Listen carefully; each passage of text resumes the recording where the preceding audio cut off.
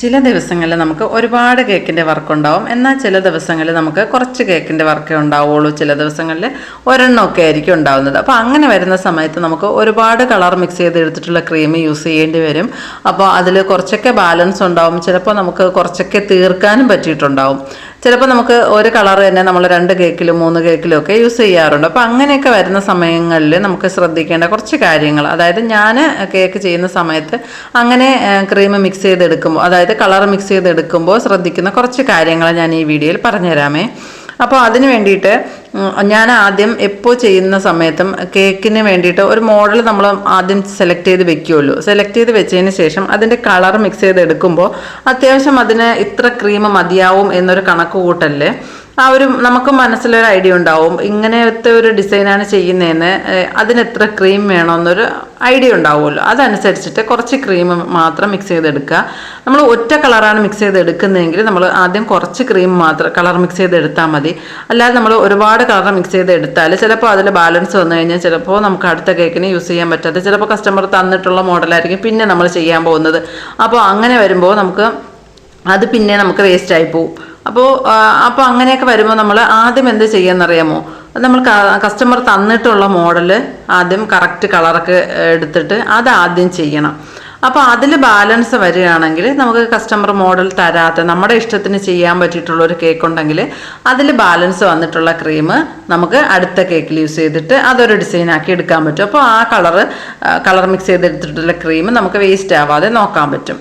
പിന്നെ നമ്മൾ ചെയ്യാന്ന് വെച്ചാൽ ആദ്യം നമ്മൾ കളർ മിക്സ് ചെയ്തെടുത്ത്, ഇപ്പം ഞാൻ ഈ കേക്കിൽ ചെയ്യുന്നതെന്ന് വെച്ചാൽ ഇതേപോലെ ഒരു ഗ്രീൻ കളർ ഞാൻ മിക്സ് ചെയ്തെടുത്തിട്ടുണ്ട്. ആ കളർ കൊണ്ട് ഞാൻ ഇതേപോലെ ഗ്യാപ്പ് ഇട്ടിട്ടാണ് ഫ്ലവർ കൊടുത്തിട്ടുള്ളത്. കാരണം അതിൽ മിക്സ് ചെയ്തെടുത്തിട്ടുള്ള ക്രീം കുറച്ചേ ഞാൻ മിക്സ് ചെയ്തെടുത്തിട്ടുള്ളൂ. അപ്പോൾ അങ്ങനെ ഗ്യാപ്പ് ഇട്ട് ഞാൻ ഫ്ലവർ കൊടുത്തതിന് ശേഷം അതിൽ കുറച്ച് ബാലൻസ് വന്നിട്ടുണ്ടായിരുന്നു. അത് ഞാൻ പിന്നെ എന്ത് ചെയ്തെന്ന് അറിയാമോ, ആ ഗ്യാപ്പുള്ള ഭാഗങ്ങളിൽ അത് വെച്ചിട്ടുള്ളൊരു ഡിസൈനും കൂടി ഞാൻ കൊടുത്തു കഴിഞ്ഞാൽ പിന്നെ ഞാൻ ബോർഡറിൽ കൊടുക്കാൻ വേണ്ടിയിട്ട് വേറെ കളർ മിക്സ് ചെയ്തെടുക്കേണ്ടി വരും. ചിലപ്പോൾ ആ കളർ തന്നെ അതേ കളർ തന്നെ മിക്സ് ചെയ്തെടുക്കേണ്ടി വരും. കാരണം എന്ന് വെച്ചാൽ വൈറ്റ് കൊടുക്കുമ്പോൾ അത്ര ഭംഗി ഉണ്ടാവില്ല എന്ന് എനിക്ക് തോന്നി. കാരണം സൈഡിലും വൈറ്റ് വരുന്നുണ്ട്, ബോർഡും വൈറ്റാണ്. അപ്പോൾ നമുക്ക് ആ ഒരു ബോർഡർ ഡിസൈൻ കൊടുക്കുന്നത് എന്തായാലും ഗ്രീൻ കളർ കൊടുക്കുന്നതായിരിക്കും നല്ലതെന്ന് തോന്നിയതുകൊണ്ട് ഞാൻ ആ ഗ്യാപ്പുള്ള ഭാഗം തൽക്കാലം അവിടെ വിട്ടതിന് ശേഷം ഈ ബോർഡർ ഡിസൈൻ കൊടുത്തിട്ട് പിന്നെ അതിൽ ബാലൻസ് വരുന്നതും കൂടി വെച്ചിട്ട് മുകളിലൊരു ഡിസൈൻ ചെയ്യാമെന്ന് വിചാരിച്ചു. കാരണം നമുക്ക് ആ കളർ മിക്സ് ചെയ്തെടുത്തിട്ടുള്ള ക്രീം തീർക്കാൻ വേണ്ടിയിട്ടാണ്. അപ്പോൾ ഞാൻ ഇങ്ങനെ ബോർഡർ ഡിസൈനും കൊടുത്തതിന് ശേഷം ബാലൻസ് വന്നിട്ടുള്ളത് ഞാൻ ഇതേപോലെ വേറൊരു ഷെൽ നോസിൽ ഇട്ട് കൊടുത്തിട്ടുള്ളൊരു പൈപ്പിംഗ് ബാഗിലാക്കിയിട്ട് അതെന്തായാലും ആ ഗ്യാപ്പ് ഫില്ല് ചെയ്യാൻ എനിക്ക് തികയില്ല എന്ന് എനിക്കറിയാം. അപ്പോൾ ഞാൻ അതിൻ്റെ കൂടെ അതൊരു സൈഡിലേക്ക് ആക്കി കൊടുത്തിട്ട് മറു സൈഡിൽ ഞാൻ വൈറ്റ് ക്രീമും കൂടി കൊടുത്തു. അപ്പോൾ അത് വൈറ്റും ഗ്രീനും കൂടി ചേർന്നിട്ടുള്ളൊരു ഡിസൈനാണ് ഷെൽ നോസിലുകൊണ്ട് കൊടുക്കുന്നത്. അപ്പോൾ നമ്മൾ ആ കളർ മിക്സ് ചെയ്തെടുത്തിട്ടുള്ള ക്രീം കംപ്ലീറ്റ് ആയിട്ട് എനിക്ക് തീർക്കാൻ പറ്റിയിട്ടുണ്ടായിരുന്നു. പിന്നെ സെൻറ്ററിൽ ഞാൻ പേരെഴുതി കൊടുത്തിട്ടുള്ളത് വേറെ കളർ മിക്സ് ചെയ്തെടുത്തിട്ടുള്ളത്, അതായത് റെഡ് കളർ മിക്സ് ചെയ്തെടുത്തിട്ടുള്ള ക്രീം കൊണ്ടാണ് പേരെഴുതി കൊടുത്തിട്ടുള്ളത്. കാരണം എന്താണെന്ന് വെച്ചാൽ ഇത് കുറച്ച് ലൈറ്റ് ആയിട്ടുള്ള കളറാണ്. ആ ലൈറ്റ് കളർ കൊണ്ട് നമ്മൾ പേരെഴുതുന്ന സമയത്ത് പേരങ്ങനെ എടുത്ത് കാണിക്കൂല. എനിക്ക് പ്രത്യേകിച്ച് ഞാൻ പേരെഴുതി കൊടുക്കുമ്പോൾ എപ്പോഴും ഫ്ലവറോ കാര്യങ്ങളോ ഒക്കെ ചെയ്യുന്നതിനേക്കാളും കുറച്ചും കൂടെ ഡാർക്കായിട്ടുള്ള കളറിലായിരിക്കും ഞാൻ പേരെഴുതി കൊടുക്കുന്നത്. കാരണം മിക്കവാറും കൊച്ചു കുട്ടികളൊക്കെ ആകുമ്പോൾ പെട്ടെന്ന് അവർ കേക്ക് കൊണ്ടുവന്ന് വെക്കുന്ന സമയത്ത് അവരുടെ പേരിങ്ങനെ കേക്കിനകത്ത് കാണുന്നതൊക്കെ ഒരു സന്തോഷമായിരിക്കും. അപ്പോൾ അത് പെട്ടെന്ന് അവരിങ്ങനെ ശ്രദ്ധിക്കും, നമ്മുടെ പേര് കേക്കിനകത്തുണ്ടോ, എങ്ങനെ എഴുതിയിരിക്കുന്നു, അതിൻ്റെ ഡിസൈനും കാര്യങ്ങളും ഒക്കെ പെട്ടെന്ന് കൊച്ചു കുട്ടികളാകുമ്പോൾ ശ്രദ്ധിക്കും. അപ്പോൾ അവരുടെ പേരിങ്ങനെ പെട്ടെന്ന് ഇങ്ങനെ അവർ കേക്ക് കൊണ്ടുവയ്ക്കുമ്പോൾ തന്നെ അവർക്കതിങ്ങനെ പെട്ടെന്ന് ക്യാച്ച് ചെയ്യാൻ പറ്റണം. അതാണ് എൻ്റെ മനസ്സിലുണ്ടായിരുന്നത്.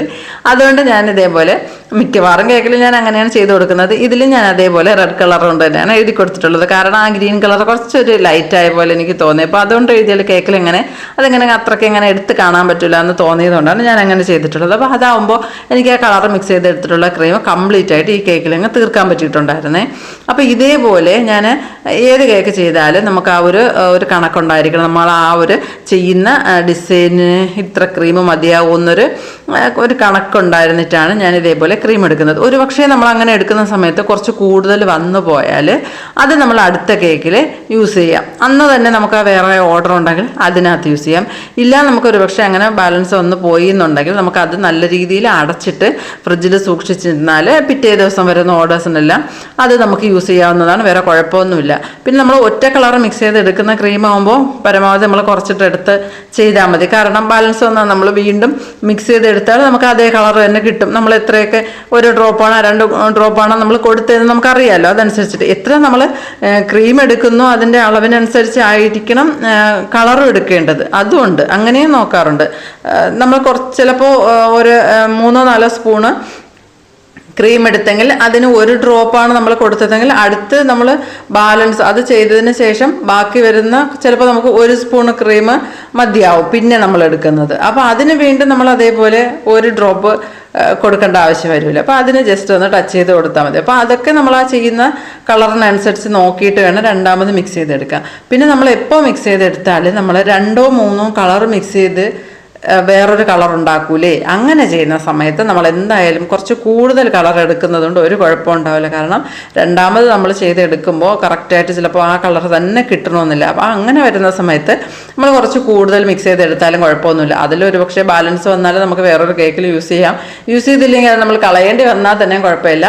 അത് കറക്റ്റ് ഒക്കെ ആ കേക്ക് ചെയ്യുന്ന സമയത്ത് കുറച്ചൊരു വൃത്തിക്കും ഭംഗിക്കും ചെയ്യണമെന്നുണ്ടെങ്കിൽ നമ്മൾ കുറച്ച് കൂടുതൽ മിക്സ് ചെയ്തെടുത്ത് നമുക്കൊരു അങ്ങനെ ഒരു കുറച്ച് ക്രീം കളയേണ്ടി വന്നാലും കുഴപ്പമൊന്നും ഉണ്ടാവില്ല. കേക്ക് നല്ല വൃത്തിക്ക് ചെയ്ത് കൊടുക്കണമെന്നുള്ളൊരു മൈൻഡോടുകൂടി അത് കുറച്ച് കൂടുതൽ മിക്സ് ചെയ്തെടുക്കുന്നതാണ് നല്ലത്. ഞാനിപ്പോൾ ചെയ്യുമ്പോഴും ഇങ്ങനെ 2-3 കളർ മിക്സ് ചെയ്തെടുത്തിട്ട് വേറെ ക്രീം കളർ ഉണ്ടാക്കുന്ന സമയത്ത് അത് കുറച്ച് കൂടുതൽ ചെയ്തെടുക്കും. അപ്പോൾ അതിൽ ബാലൻസ് വന്ന് നമ്മൾ അടുത്ത കേക്കിന് ചെയ്യാമല്ലോ, വേറെ കുഴപ്പമൊന്നുമില്ല. അങ്ങനെയും ചെയ്തെടുക്കും.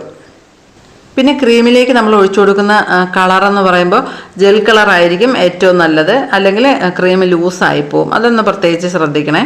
എന്നിട്ട് നമ്മൾ കളർ മിക്സ് ചെയ്തെടുക്കുന്ന സമയത്ത് ആദ്യം നമുക്കൊരു ഐഡിയ ഇല്ല, 2-3 കളർ മിക്സ് ചെയ്യുന്ന സമയത്ത് നമ്മൾ കുറച്ച് കൂടുതൽ ക്രീം ആയിരിക്കും നമുക്ക് ആവശ്യമായിട്ട് വരുന്നത് കേക്കിലേക്ക്. അപ്പോൾ എന്തായാലും നമ്മൾ അത്രയും ക്രീമിനകത്ത് തന്നെ കളർ മിക്സ് ചെയ്യാതെ കുറച്ച് 1 സ്പൂണോ 2 സ്പൂണോ എടുത്ത് നമുക്ക് കറക്റ്റ് കളർ കിട്ടിയതിന് ശേഷം മാത്രം, അപ്പോൾ നമുക്കറിയാലോ എത്ര ഡ്രോപ്പ് ഓരോ കളറും കൊടുത്തെന്ന് അത് മനസ്സിലാക്കിയതിന് ശേഷം പിന്നെ നമുക്ക് ആ ക്രീം തന്നെ വലിയ ബൗളിലേക്ക് ഇട്ട് കുറച്ച് കൂടുതൽ ക്രീം ഇട്ടൊന്ന് മിക്സ് ചെയ്തെടുക്കാം. അല്ലാതെ നമ്മൾ ആദ്യമേ തന്നെ കൂടുതൽ ക്രീം എടുത്തിട്ട് അതിലേക്ക് 2-3 കളർ മിക്സ് ചെയ്തെടുക്കുമ്പോൾ ചിലപ്പോൾ നമുക്ക് മനസ്സിൽ അങ്ങനെ ഉണ്ടാവും, നമുക്ക് ആ കളർ മിക്സ് ചെയ്തെടുത്താൽ ഇത് കിട്ടുമെന്ന് അറിയാൻ പറ്റുമായിരിക്കും. പക്ഷേ അത് ചെയ്യുന്ന സമയത്ത് ചിലപ്പോൾ കറക്റ്റായിട്ട് അത് തന്നെ കിട്ടണമെന്നില്ല. മാത്രമല്ല നമ്മൾ ഓരോ കമ്പനിയുടെയും കളറിന് വ്യത്യാസം ഉണ്ടാവും.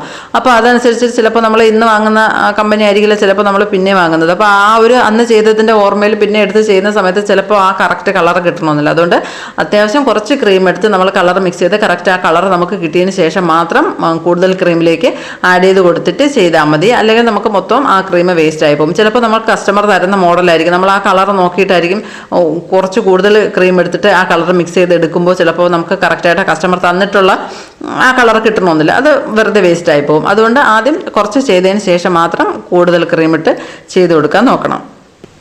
പിന്നെ ചില കസ്റ്റമറൊക്കെ നമുക്ക് മോഡൽ തരുന്ന സമയത്ത് നല്ല കളറിലുള്ള കേക്കിൻ്റെ ഫോട്ടോസൊക്കെ ആയിരിക്കും നമുക്ക് തരുന്നത്. അപ്പോൾ അങ്ങനെ തരുമ്പോൾ കസ്റ്റമറിനോട് പറയണം, അങ്ങനെ കളർ മിക്സ് ചെയ്തെടുക്കുന്ന സമയത്ത് ക്രീമിന് ചെറിയൊരു ടേസ്റ്റ് വ്യത്യാസം ഉണ്ടാവും എന്നുള്ളത് മുന്നേ പറയണം. ചില കസ്റ്റമർ ആണെങ്കിൽ അങ്ങനെ ഉണ്ടെങ്കിൽ നമുക്കത് വേണ്ട കളർ മാറ്റി ചെയ്തോ കുറച്ച് ചെയ്താൽ മതി എന്ന് പറയും. ചിലവരാണെങ്കിൽ ആ ഒരു കളർ കാണാനുള്ളൊരു ഭംഗിക്ക് വേണ്ടിയിട്ട് അവർ പറയും കുഴപ്പമില്ല, അങ്ങനെ വന്നാലും വലിയ കുഴപ്പമൊന്നുമില്ല, നിങ്ങൾ അങ്ങനെ അത്രയും കളർ ആഡ് ചെയ്തോ എന്ന് പറയുകയാണെങ്കിൽ മാത്രം നമ്മൾ അത്രയും കളർ മിക്സ് ചെയ്ത് കൊടുക്കുക.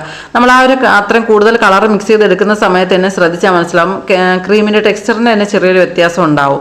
അപ്പോൾ അതെന്തായാലും അത് കഴിക്കുന്ന സമയത്തും അത്ര ഒരു ടേസ്റ്റ് ഉണ്ടാവില്ല, നമ്മുടെ നാക്കിലൊക്കെ ആ ഒരു കളറങ്ങനെ പിടിച്ചിരിപ്പുണ്ടാവും. അപ്പോൾ അത് മുന്നേ കസ്റ്റമറിനോട് പറയുന്നത് നല്ലതായിരിക്കും. പിന്നെ ചില കസ്റ്റമേഴ്സ് ഉണ്ട് നമുക്കിങ്ങനെ ഫോണ്ടൻ്റ് വർക്കൊക്കെ ഉണ്ടല്ലോ, ഈ ഇംഗ്ലീഷ് ചാനലിലേക്കുള്ള ഒരു ഫോണ്ടൻ്റ് വർക്കിൻ്റെ കേക്കൊക്കെ എടുത്തിട്ട് അത് നമുക്ക് ക്രീം വർക്ക് ചെയ്യാൻ വേണ്ടിയിട്ട് തരും. അപ്പോൾ അങ്ങനെ തരുന്ന സമയത്ത് നമുക്ക് കസ്റ്റമറിനോട് പറയണം ഇന്ന കാര്യങ്ങൾ നമുക്ക് കറക്റ്റ് അതേപോലെ കിട്ടുന്നത് പോലെ തന്നെ ചെയ്യാൻ പറ്റില്ല, അത് ഫോണ്ടൻ്റാണ്, ഇത് ക്രീമിലാണ് നമ്മൾ ചെയ്യുന്നതൊക്കെ നമ്മൾ മുന്നേ കസ്റ്റമറിനോട് പറഞ്ഞേക്കണം. ഇല്ലെങ്കിൽ നമ്മൾ ആ ഒരു അവർ തരുന്ന ആ ഒരു കേക്കിൻ്റെ അതായിരിക്കും നമ്മൾ കൊടുക്കുന്നത് എന്നുള്ളൊരു രീതിക്കായിരിക്കും നമുക്ക് ആ ഫോട്ടോ തരുന്നത്. അപ്പോൾ ചിലപ്പോൾ നമ്മൾ ചെയ്ത് കൊടുക്കുന്ന സമയത്ത് കറക്റ്റ് അതേപോലെ ആയിരിക്കില്ല, ആ ഒരു ചെറിയ വ്യത്യാസം ഉണ്ടാവുമല്ലോ. ക്രീം വർക്കും ഫോണ്ടൻ്റ് വർക്കും തമ്മിൽ നല്ല വ്യത്യാസം ഉണ്ടാവും. അപ്പോൾ അതൊക്കെ മുന്നേ കസ്റ്റമറിനോട് പറയണം. അല്ല നമ്മൾ കേക്ക് കൊടുത്തവർ കണ്ടതിന് ശേഷം അല്ല അതിനെക്കുറിച്ച് വിശദീകരിച്ച് കൊടുക്കാനുള്ളത്. കേക്ക് കാണുമ്പോൾ എന്തായാലും കേക്ക് ചെയ്ത് കൊടുക്കുന്ന ഒരാളിനെ അറിയാൻ പറ്റും, നമ്മൾ ചെയ്തെടുക്കുമ്പോൾ അത് എങ്ങനെ വരുമെന്നൊക്കെ നമുക്കറിയാമല്ലോ. അപ്പോൾ അതനുസരിച്ച് മുന്നേ തന്നെ അവരോട് ഇന്ന കാര്യങ്ങൾ പറഞ്ഞ് മനസ്സിലാക്കി കൊടുക്കണം. അതാണ് ഞാൻ പറഞ്ഞത്. അപ്പോൾ അതുപോലെ തന്നെയാണ് ഈ കളർ മിക്സിങ്ങിൻ്റെ കാര്യത്തിലും നമുക്ക് കൂടുതൽ കളർ മിക്സ് ചെയ്തെടുത്ത് ഇങ്ങനെ തന്നെ വ്യത്യാസങ്ങളുണ്ടാവും, ടേസ്റ്റ് വ്യത്യാസം ഉണ്ടാവുമെന്നും അത് കുട്ടികളൊക്കെ കഴിക്കുന്നതാണെങ്കിൽ അത് അത്ര നല്ലതല്ല, അതൊക്കെ മുന്നേ കസ്റ്റമറിനോട് പറയണം. എന്നിട്ട് നമ്മൾ കുറച്ച് കളർ മാത്രം മാക്സിമം കളർ കുറച്ച് ചെയ്ത് കൊടുക്കാൻ നോക്കുക. പിന്നെ ചില കസ്റ്റമേഴ്സിന് അത്രയും കൂടുതൽ കളർ വേണമെന്ന് പറയുന്നവർക്ക് അതനുസരിച്ച് ചെയ്ത് കൊടുക്കുക. അങ്ങനെയുള്ള കുറച്ച് കാര്യങ്ങളൊക്കെ നമ്മൾ ശ്രദ്ധിച്ച് കളർ മിക്സ് ചെയ്തെടുക്കുന്ന സമയത്ത് ശ്രദ്ധിക്കാനുള്ളതാണ്. പിന്നെ ഞാൻ നേരത്തെ പറഞ്ഞതുപോലെ കളർ മിക്സ് ചെയ്തെടുത്തിട്ടുള്ള ക്രീം ഒരു പക്ഷേ ബാലൻസ് വന്നു പോയാൽ വേറെ കുഴപ്പമൊന്നും ഉണ്ടാവില്ല. അത് നമ്മൾ നനവില്ലാത്ത ഒരു ടിന്നിലിട്ടായിരിക്കണം കേട്ടോ. ഒരു എയർ ടൈറ്റ് ആയിട്ടുള്ള ഒരു കണ്ടെയ്നറിനകത്ത് ഇട്ടിട്ട് അടച്ച് ഫ്രിഡ്ജിനകത്ത് സൂക്ഷിച്ചിരുന്നാൽ 1-2 ദിവസം ഒരു കുഴപ്പം ഉണ്ടാവില്ല. പക്ഷേ നനവ് ഒട്ടും പാടില്ല. നമ്മൾ ടിന്നെടുക്കുന്ന സമയത്ത് അതിൽ വെള്ളത്തിൻ്റെ അംശം ഒന്നും പാടില്ല. നമ്മൾ കോരി ഇട്ട് കൊടുക്കുന്ന സ്പൂണിനകത്തോ പാലറ്റ് നൈഫ് കൊണ്ടാണോ സ്പാച്ചിൽ കൊണ്ടാണോ നമ്മൾ ഇട്ട് കൊടുക്കുന്നത്, അതിനകത്തൊന്നും വെള്ളത്തിൻ്റെ അംശം ഒന്നും ഇല്ലാതെ നമുക്ക് ഇട്ട് അടച്ച് സൂക്ഷിക്കുകയാണെങ്കിൽ 2 ദിവസം വരെ ഒരു കുഴപ്പം ഉണ്ടാവില്ല. നമുക്ക് 2 ദിവസത്തിനുള്ളിൽ വരുന്ന കേക്കിന് ആ ക്രീം യൂസ് ചെയ്തിട്ടുള്ള എന്തെങ്കിലും ഒരു ഡിസൈൻ കൊടുത്ത് ആ ക്രീം നമുക്ക് വേസ്റ്റ് ആവാതെ സൂക്ഷിക്കാവുന്നതാണ്. അപ്പോൾ ഇത്രയും കാര്യങ്ങൾ നിങ്ങൾക്ക് മനസ്സിലായിട്ടുണ്ടെങ്കിൽ വീഡിയോ ലൈക്ക് ചെയ്യാനും ഷെയർ ചെയ്യാനും സബ്സ്ക്രൈബ് ചെയ്യാനും മറന്നു പോവല്ലേ.